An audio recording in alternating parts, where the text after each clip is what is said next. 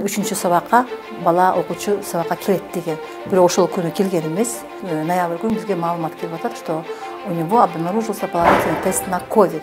Биз турган Сузак районундагы Жомарт Бөкөнбаев окуу тарбиялык комплексинен бир окуучудан коронавирус илдети аныкталды. Учурда аны менен окуган 15 окуучу карантинге алынып, сабактары онлайн жүрүүдө. Апта ортосунда Сузак районунда 10-класстын окуучусунан COVID-19 вирусу тастыкталды. Ошол учурдан тартып ал окуган класс карантинге алынды. Сузак райондук администрациясы аларга сабак берген 12 мугалим карантинге алынганын облуста өткөн жыйында билдирген. Бирок биз мектепке барган учурда алар кадимки шартта иштеп жатышыптыр. Мугалимдердин кайсыча мугалим ошол класска сабак берилет деген маалыматты сурашты, биз маалыматты бердик. Мугалимдер ишин улантып жатышат. Санитардык режим, как положено, у нас на вахте учителя сидят, ал эми ар бир класска жоктоо дептер ачылган, температурасы өлчөнөт.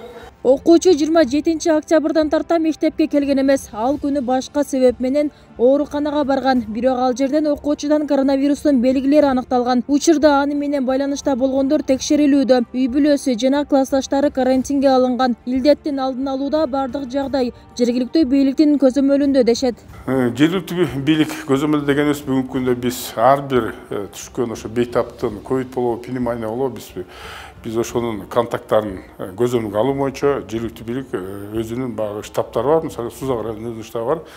Штабта мисалы ар бир түшкөн ковид боюнча болобу, пневмония боюнча ошол каяктан жок, эмне жок деген көзөмөл күчөтүп, ошонун алдын ала ошо вакцина алган эмес, эмчени алса, албаса эмне үчүн мындай себептер болду деген ошол анализ жасашып турушат. Ошол штабтарда карап ар бир жумада бир жолу өздөрү штаб өткөзөт. Штабтарда ошол ар бир жумада болгон ковид болобу, пневмония болгон бейтаптар менен ошону талдашып, анан кандай кылып ошону кыскартуу боюнча кыскартыш үчүн эмне кылыш керек, ошол вакцинаны алыш керек убагында, түшүндүрүү иштерин жүрүш керек, ушул боюнча иштеп атабыз да негизи. Жугуштуу бул вирустан сырткары сасык тумоо илдети да тездик менен жайылып, массалык ооругандар көбөйдү. Жалал Абадда ооруканага түнүдө кайрылгандар арбагандыктан дарыгерлер түнүдө кадимки шартта иштеп башташты. Ал үчүн атайын 4 дарыгер бөлүндү. 43 керебетке ылайыкташкан балдар бөлүмү толуп, учурда 100дөн ашык бала дарыланууда. Кабыл алуу бөлүмүндө да жаш балдар менен кезек күткөндөр арбаган. Bir saat oldu gelgenizki. Bir saatten beri? Очередь көп екен.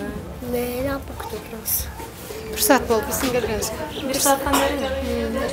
Кечээ Кыргызстанда 1 миллионунчу адам коронавируска каршы вакцина алды. Ал Ош облусуна караштуу Ноокат районунун жашоочусу болгон. Вакцинанын биринчи дозасын алгандар миллионго жетсе, экинчи дозасы сайылгандардын саны бүгүнкү күнгө карата 800 миңге жакындап калды. Бул эмделе турчу жалпы контингенттин 48%-ын түзөт. Учурда эмдөөнүн темпи боюнча Ош, Жалал Абад облустары жана Бишкек шаары алдыда келе жатат.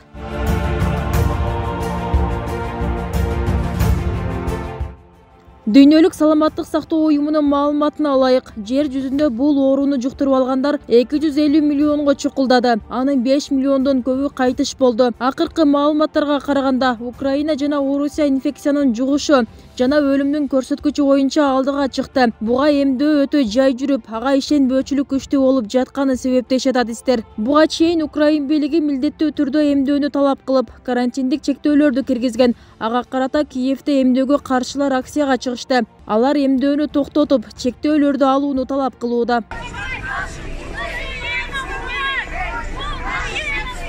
Украинада bir суткада 30 миңге жакын адам коронавирус жугузуп, 700дөй бейтап каза тапса, Орусияда чектөөлөргө карабай вирус 40 миңден ашуун кишиге жугуп, 2 миңдей киши көз жумду. Киевден бери вирус кеңири жайылып, ооруканалардын 80% толуп калганын айтат. Европа биримдигинде да абал курчуп, Румыния, Латвия сыяктуу айрым өлкөлөр карантин чараларын кайрадан киргизүүнү сунуштоодо. Дүйнөлүк саламаттык сактоо уюму да Европада коронавирустун күчөшүнө олуттуу тынчсыздануусун билдирди. Уюм бул чөлкөмдө жыл соңуна чейин вирустан дагы 1,5 миллион киши кайтыш болушу мүмкүндүгүн эскертти. Уюмдун Европалык бюросу да ноябрь айынын башынан тарта Европанын 53 өлкөсүндө илдет курчуп, тездик менен жайылуу коркунучун эскертти. COVID-19 жугузуп ооруканага түшкөндөрдүн саны бул жумада 2 эсе өсүп, кайра рекорддук деңгээлге жетип баратат. Вирустун таралышы ушул ыргак менен кетсе, анда Европада өлүмдүн көрсөткүчү эмдиги жылдын 1 февралына карата 1,5 миллионго чыгышы мүмкүн. Европада жана Борбор Азияда коронавирустун дельта варианты таралышы үстөмдүк кылууда. Дүйнөлүк саламаттык сактоо уюмунун билдиришинче, коронавирус пандемиясы дагы 1 жылга созулат. Анткени жакыр өлкөлөр керектүү вакциналарды ала албай жатышат. Адистер бул кооптуу ооруну жеңүүнүн жалгыз жолу вакцина экенин белгилеп келишет. Буга далил илдеттен каза болгондор жана аны жуктургандардын да басымдуусу вакцина албагандар болууда дешет. Бүбүсара Орозалиева, Шерзат Эгембердиев, 7 канал, Атайын жумалык үчүн.